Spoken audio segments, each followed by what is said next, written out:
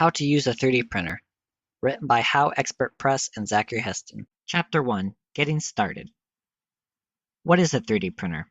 Well, a 3D printer in simplest complex is a printer that makes three-dimensional objects usually out of plastic.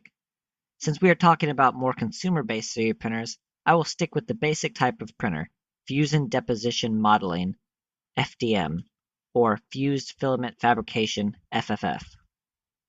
What these more complex names mean is basically a machine that will lay down layer after layer of plastic, fusing each layer to the next, ultimately forming the object. To get the picture in your head, think of a hot glue gun, how it pushes out that thick, goopy glue. Imagine running the hot glue gun in a square, then placing more glue on top of the old glue, and keep doing that until you have a nice little cube. That is basically what a 3D printer does, at a much more fine level, usually 1/10 to 3/10 of a millimeter, sometimes less for superfine detail.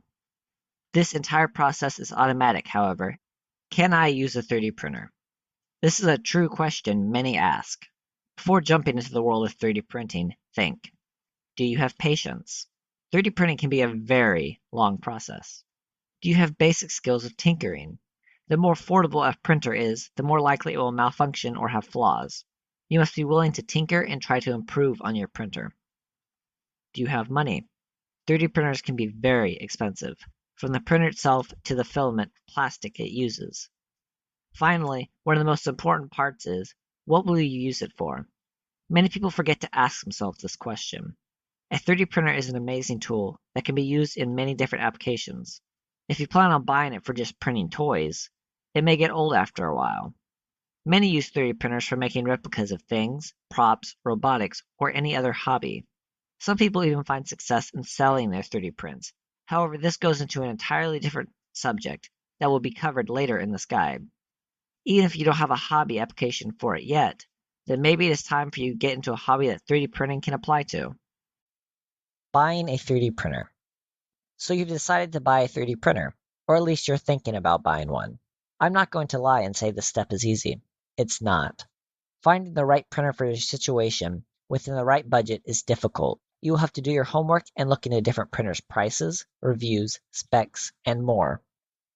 Price ranges. 3D printers come in different price ranges, just like anything else. I will break them down into 5 different price ranges to make it easier for those that have a very specific budget, and then recommend a printer out of the category to check out. The first range would be the entry-level printers. Printers in this price range will be below $500. This is why they are known as entry-level, as it's better to try a cheaper alternative than go full-blown into something more expensive. A lot of these printers, however, will come as kits rather than a fully assembled version. For the fully assembled version of a lot of kits will put you outside the entry-level range. Building a 3D printer can be good for you though, as you learn exactly how it ticks and will in the future know what to or not to look for when purchasing a better, more sophisticated printer. Printers in this price range are also made with cheaper parts or designs. Be wary of that and look for printers with good reviews, as you don't want to get a printer that barely works and will have to put even more money in it just to get it to print. For the printer I recommend to check out, everyone in fact, it's just more than just a budget printer, is the Wanhao i3 V2.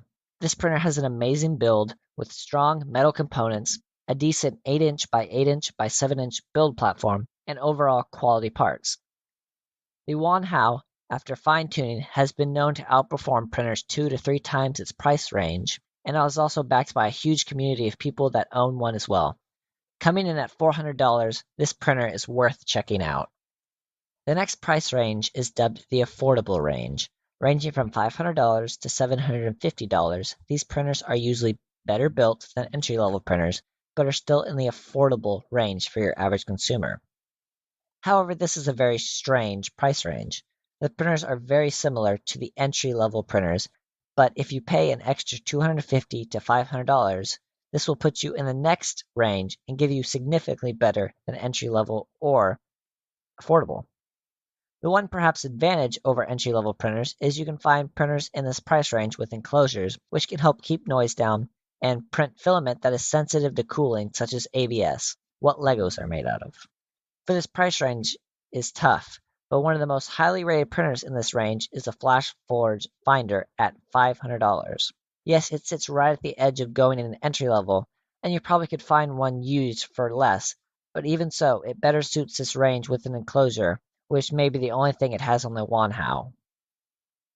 The third range is known as the mid-range printers. Ranging from $750 to $1,000, these printers are an amazing example of constantly changing technology, and some consider these printers on the lower end of high-end printers, as they perform amazingly without costing you an arm and a leg. Printers in this price range truly differ from the previous ranges, as they have many different options, better builds, bigger build envelopes, and higher quality printing. This is also the start of good plug-and-play machines. They don't require a lot of maintenance, are extremely easy to use, and work out of the box.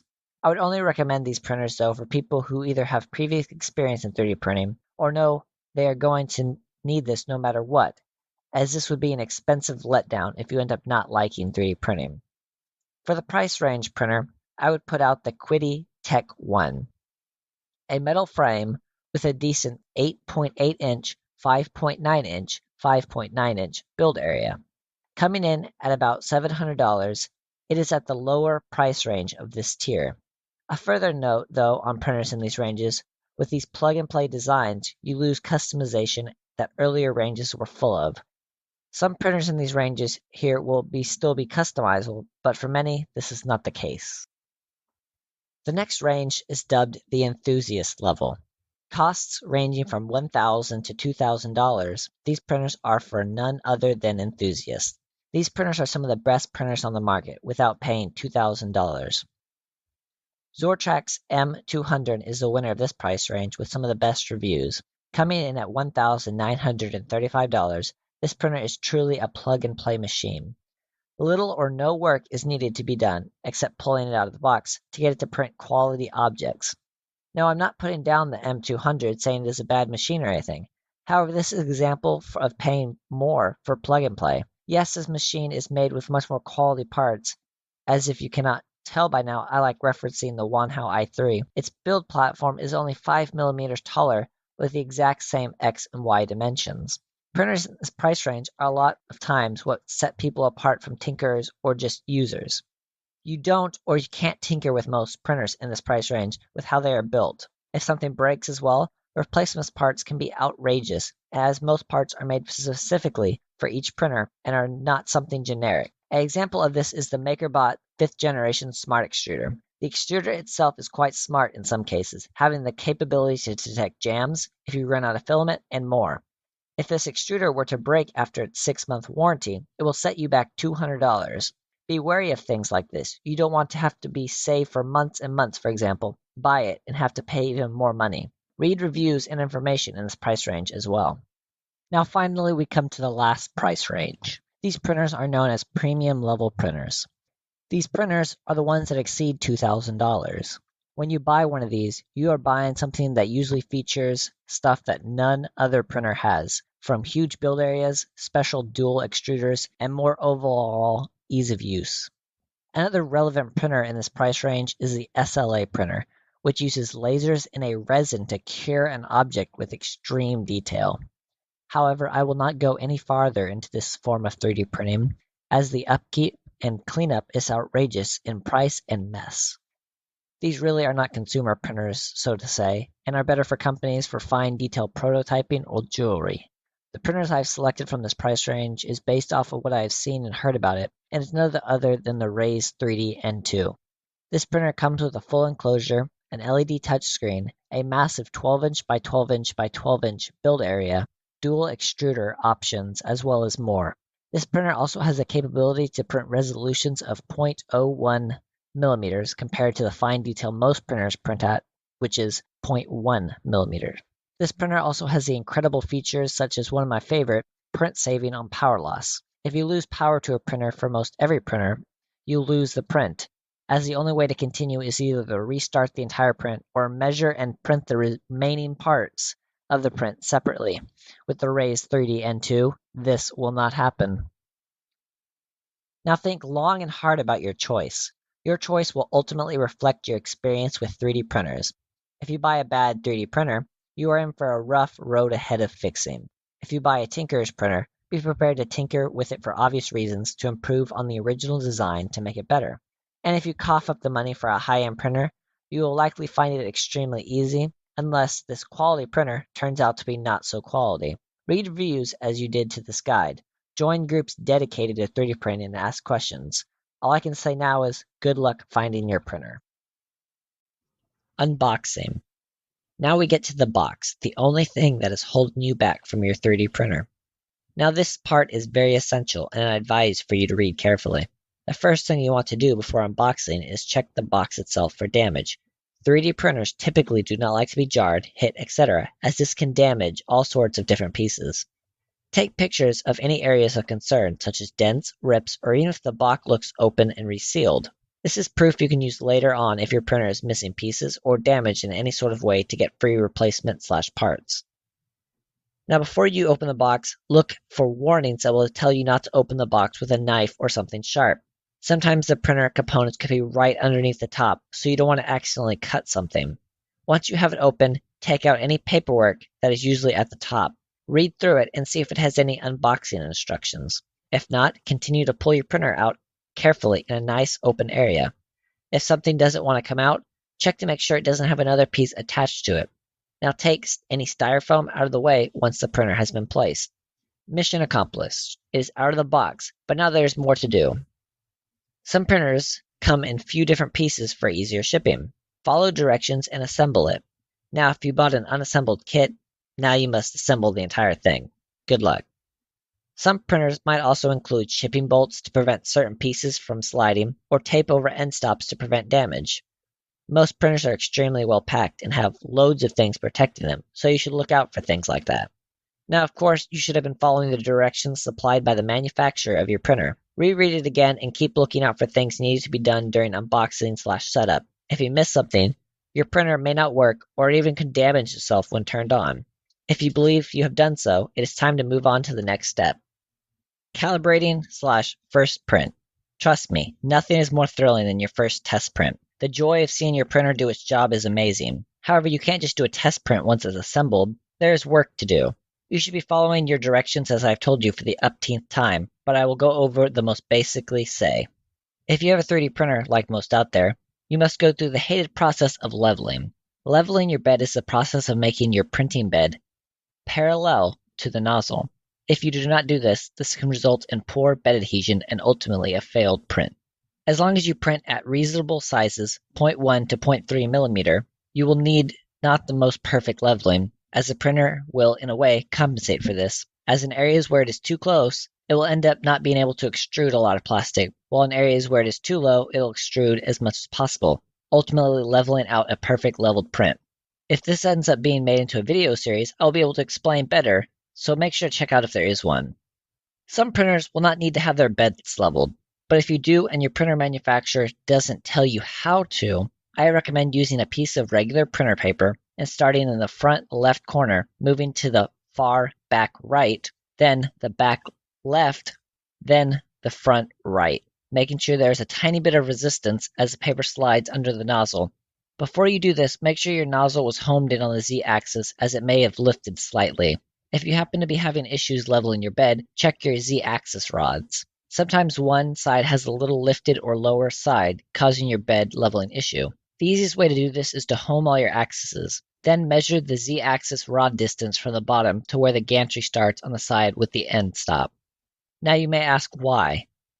Well, the side with the end stop is always right, as it will set itself to the same height every time when it hits the end stop. The other Z-axis rod, however, only knows to stop when the end stop on the other side is pressed. So if it had not made it all the way down, it will just stop regardless. So now with their measurement from the one Z-axis rod in mind, measure the other side. Then manually twist the coupler, what twists the stepper motor, to the Z-axis rod until the same measurement as the other side. Now your axis is level. You may have to check this every once in a while, as one of your Z-axis stepper motors may be ever so slightly slow, causing it to get out of alignment after so many uses. Now it is time for your first print. Now many printers will come with the test file. This is the best option for your first print. Load it up and load your filament as per the directions and start it. Now sit back and enjoy watching your first print come to life. If you start to see plastic peeling from the bed, you should probably stop the print, as this should not be happening. Check your bed leveling and the temperatures, then try again. However, long later, when your print is finished, carefully take it off the bed, as you don't want to ruin your first print. It turned out good, hopefully, didn't it?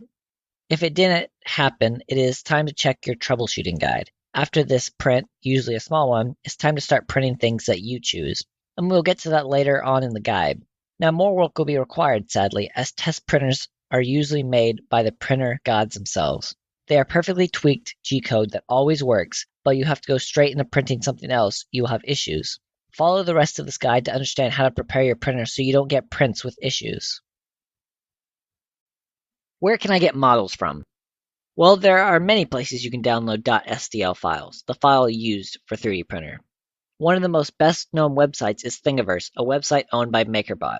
Users from all over the world can upload their models to the website and share them. You can also find the most simplistic things on Thingiverse, such as a hinge, to the most complex things, like a model of a T-Rex skeleton. Some people even allow customization of their files through Thingiverse customization app to be able to change sizings, lettering, etc. Another good website is UMagazine, owned by Ultimaker. Their website is similar to Thingiverse with a lot of variation in designs and things to print. Now you may be asking, are there any other websites? Well, yes, there are plenty more. I only choose 2 for 3 reasons. The websites are reliable and you are not at risk of downloading viruses. Most of the models are 3D printable and all models are free. The 3D printable part I will get to later and the free part I will hit now.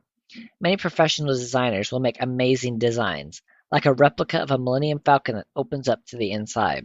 And then they turn around and sell the files for tons of money. Thingiverse and UMagazine don't allow people to sell the models through their website, so anything on there will always be free. So just search up what you need and pick the best designs that fit your needs or wants. Worst scenario is you can't find exactly what you're looking for.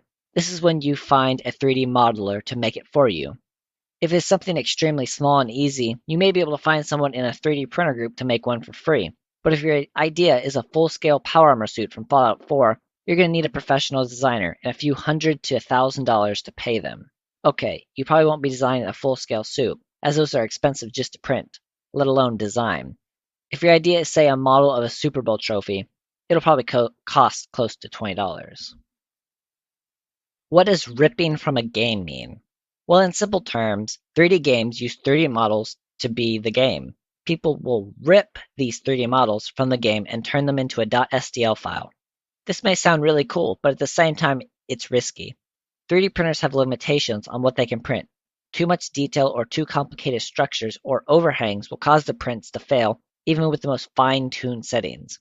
When people design models from scratch, they take into account that a 3D printer must be able to print this and optimize the file to be printed in such ways as cutting it into smaller pieces, removing unnecessary details, etc. If you notice the ripped 3D model of a Honda motorcycle, you will see complicated details such as a spokes, engine, and more. This design is likely overcomplicated for your typical 3D printer and will not turn out anywhere close to what you want it to look like. No, I'm not saying anything like this is not printable. You can try, but don't say I didn't warn you. The kind of print would be more suitable for a more detailed printer, such as an SLA printer, but even then it may be iffy. Commercial use. So now you're ready to start selling your printer objects to earn some money. Now some people are good at this and find something that sells good, but there's a problem. You will likely be downloading these models off a free site such as Thingiverse. You must pay extreme close attention to tags such as if it's allowed to be used for commercial use, sell it. In some cases you can just sell it, others you must give credit, and others you cannot. Even if you bought the design from a website, you must make sure it's allowed to sell them. A great way to avoid all these problems, though, are just to design your own models, as then you own all the rights to them, or have someone else design them for you. Now, if neither of these sound appeasing, the final way to avoid legal problems is just to open up a 3D shop that prints whatever is given. For example, 3D Hubs does a hub where users upload a .stl file to the website, and by formulas you set, it tells them how much it will cost them. This way you are technically selling the file, even if it can't be used for commercial use. Now, this isn't the most solid way to go about doing it. Some people would dispute this way, but you are unlikely to run into any problems. Chapter 5. Filament. Okay, most companies give you a 10-meter test spool of filament. This is usually just enough to print the test print, and if you're following the 3D model downloading portion, you probably are about to start printing something more. This is where you must buy your own filament. Now I'll be explaining my opinion. My filament may work for you, but it may not, so I advise you to read into more reviews of different brands. Filament types. The most basic filament around the world would probably be PLA. This is most likely what your sample filament was. The filament usually prints around 200 Celsius to 215 Celsius. It has good layer adhesion and isn't affected too much by cooling, however it still needs it. It also can be printed without a heated bed. This is also one of the cheaper filament types. A downside though is its lower temperature causes it to warp in a hot summer day. Another common filament is ABS. This is the same plastic that Lego bricks are made out of, so it is a very strong plastic. It prints about 20 degrees Celsius above PLA. The downsides, though, are it requires a heated bed and is very susceptible to warping, as without an enclosure, breezes can make your part cool unevenly, causing the layers to warp and not bond correctly. The filament is generally not good for beginners, as it can be a true challenge, but if you successfully print it, you have an incredibly strong part. The third filament I would recommend is PETG. And yes, I know, these are hard names. Nobody actually uses the full name anyways. The filament is like a perfect combination, I would say. It is quite easy to print like PLA, as it has amazing layer adhesion. It prints about the same temperature as ABS and doesn't require a heated bed or an enclosure to keep the cooling perfect. This filament is also incredibly strong and has a bit of flex as well. The filament is overall an amazing choice for any project. Now there are other types of filament such as Ninja Flex, a rubbery, very flexible filament, TPU, nylon, and more, but a lot of these filaments are either much more advanced, unneeded, or I have not have enough reliable information to recommend them.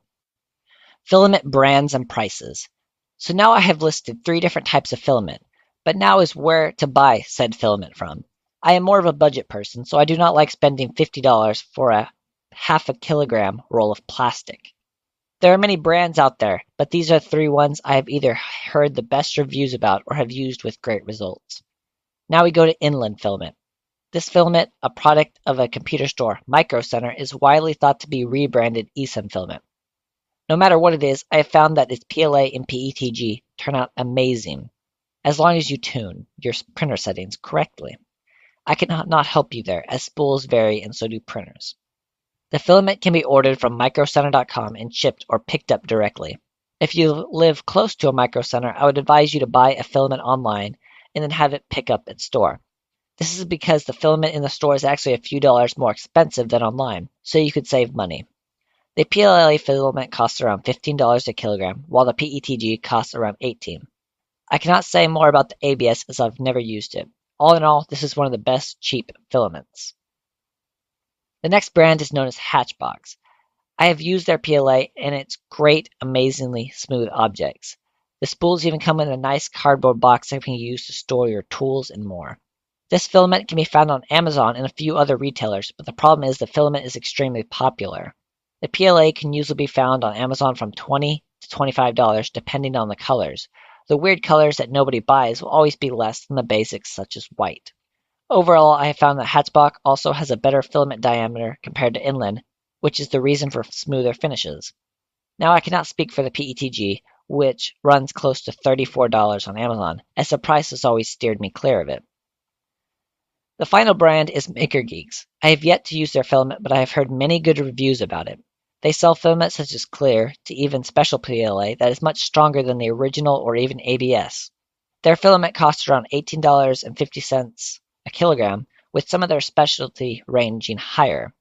A good trick to do this is if you need it in bulk for low cost and don't care about the color is to buy their grab bag. For $36 you will get 2 random colors rolls for whatever type of filament you choose, with the exception of Raptor PLA, which will add $15. And occasionally they will even go for $60 for 4 rolls, which saves you $12. Now your choice of filament is entirely up to you. Ask around people in printer groups what they like or use. Just remember though, just like with 3D printers, the most expensive option is not always the best choice. Chapter 6. Software. Okay, now you have a printer, models, and plastic. What is next? Well, you just can't throw a 3D model into a 3D printer, as it does not understand that format. It must be converted into a file known as G-code for it to print. In these following steps, I will show you what to do. Slicer software. The program that converts a 3D model into G-code file is known as a slicer program. What it does is slices the 3D models into layers, with each layer containing information telling the printer simple commands such as move here, extrude this much, heat to this temperature. So in reality, G-code is not a form of 3D model, it's just a huge list of commands that form a 3D model. Now, some printers must use special G-code for their printers only, so sometimes you are stuck using one type of slicer software. However, most printers are open, allowing you to switch freely. Many slicer softwares offer different things. Some even cost money, but when it comes down to it, they all do the basic function of converting STL files to G-code. Now in slicer software, you'll have many options to change settings, which is where fine-tuning comes in. Temperature, infill, shells, speed, and all more are things needed to be adjusted before you can export your G-code to your 3D printer. If you need help troubleshooting something, Simplify 3D offers an amazing guide and offers things to change to fix the problems. What slicer should I use? Well, if your 3D printer requires a stock slicer, sorry, but you're stuck with it, unless you are good with coding and other lots of goodies. If your printer doesn't need a special slicer, I have 3 different slicer softwares for you to choose from. The first one is known as Cura. Cura is run by the makers of Ultimaker 3D printers. Their software offers many different settings with a simplistic layout. If you only want to see basic settings, you can choose that, or go deeper into and change little tiny things. Many printer companies even offer special profile settings for their printer. This program is also free and can be downloaded from ultimaker.com. The second program is known as Slicer. Pretty easy to figure out. It's a slicer program, right? Slicer is an independently run slicer. It offers many advanced options such as cutting objects into smaller pieces and many more. The only downside I can think of is it looks older than and not as smooth as many of the newer slicer softwares around today. But do not let that fool you. It is an incredible, capable, and good slicer. The final slicer I have on the list is called Simplify 3D, and by no means is this program simple. Simplify 3D, I would say, has the most options and settings than any other slicer today. With its ability to add customized supports, switch profiles and settings mid-print, and more, it by far puts itself near the top of all slicers. There isn't a catch to this amazing slicer though, one that will set you back $150. Yes, this one of the few slicers that are not free. This slicer is by no means for beginners, as you would never need such a program when learning. Now for more professional users or people that need extreme details and fine-tuning, this would fit you quite well. Now, choosing a slicer isn't really that hard. Most do the exact thing. You have to try them out and see which works better for your needs. Most slicers don't care what printer you are using, and printers usually don't care what slicer you're using. As long as they both use the same G-code, they can't tell the difference. How to use the slicer. By now you must have at least chosen a slicer to check out. Using a slicer is fairly simple. For beginners, you will want to stick in the basics section. I cannot go too deep into how to use a slicer as they vary from each, but basically you will import your model. Then you will change the settings for the model, such as infills, the number of perimeters, etc. Next, you will export the G-code to an SD card and insert straight into your printer, or just print from your computer. Now, I would recommend using an SD card if possible, as if your computer performs an update, crashes, or the wire becomes unplugged, you will lose all your progress on your 3D printer and have to restart. If your printer for some reason doesn't have an SD card slot, you can always use something like Octoprint, which is a Raspberry Pi that will plug into your USB slot and act as a mini computer. You will send the G-code wirelessly and not have to worry about your PC shutting off, as the G-code is saved on the Pi. Octoprint also gives you the options to view your print while away if you have a camera and even remotely stop your printer. As I've said before, printers vary, so read up on your printer on how it accepts G-code files. Chapter 7. Modding. Now look at it this way. We all strive for perfection. Many prints can get some really amazing prints right away. But, of course, those printers cost lots of money. If you want to get better prints, you'll probably have to tinker with your printer to get them. When should I mod? Well, that is entirely up to you. If you see a problem begin to form or see others with the same printers who are getting better results, it's probably about time. Some people, though, choose to mod right off the bat, even if there are no immediate problems present. This future-proofs them. It also depends on what you are printing. Personally, I print items that need fine detail and to be smooth, so I don't have to do a lot of post-printing work. Now, if you're just going to do a lot of prototyping, then you may not care about lines showing. Sometimes printers are just made with design flaws. For example, my Wanhao printer, the top beam sits too low for it to get all 180 millimeters of Z height, so I modded it to lift it up more. Modding also depends on what kind of printer you have. Most Prusa-style printers are very moddable, as their core printer they are based off uses printed parts to function. Now, the more expensive printers that are built-in enclosures, such as MakerBot, Ultimaker, and more, are harder to mod, as they are designed really doesn't allow for it. Prusa-style printers most of the time can be completely disassembled and reassembled to allow for modding, which, as more expensive ones, is much harder to take apart. This doesn't mean you cannot mod more expensive printers, it's just usually harder and sometimes not ever even needed. What should I mod? Once again, that is entirely up to you. What you mod is based off what you can feasibly mod on your printer and why you should. As the old saying goes, if it's not broke, don't fix it. Now, it doesn't have to be actually broke. For example, changing a nozzle to be a better version is kind of like fixing a broke nozzle. Some examples of modding would be Z-bracing. Prusa-style printers can be unstable near the top, causing Z-banding. This is where the layers form deep grooves every so often. A simple solution is to have the Z-brace rods attached to the top of the printer down to the bottom of the printer. This makes the printer extremely rigid and prevents wobble.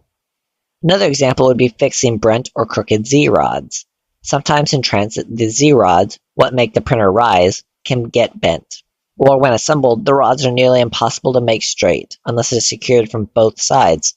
If the rod is not attached to the printer at the top, it can wiggle, once again causing Z-banding. To fix this, you can install flex couplers instead of solid couplers. A coupler is a usually small piece of plastic that attaches to the rod of the stepper motor. Flex couplers can bend to compensate for this wiggle and force it to stop. Another thing people mod is their nozzle. Sometimes printer companies use really crappy nozzle or bad nozzle setups. With some extra work, you can switch out the nozzle type or change from a direct drive setup to a Bowden setup, or vice versa. A direct drive extruder uses a stepper motor right on top of the nozzle heater. This pulls filament to it and pushes it directly into the heater. A Bowden setup, most commonly used on Delta-style printers, will pull from it usually from the bottom from the printer or near the top and pushes it through a tube that leads to the heater block. Both setups have their ups and downs. What you mod is entirely up to you, as I've said before. Usually you can find a community dedicated to your printer or a similar printer, and they can assist you in how to mod it or what to mod. When modding though, pay close attention to the amount of money you spend. If you buy a $100 printer, but put $500 in mods, why don't you just buy a $600 printer that wouldn't need mods? Unless, of course, there's some other reason for doing this.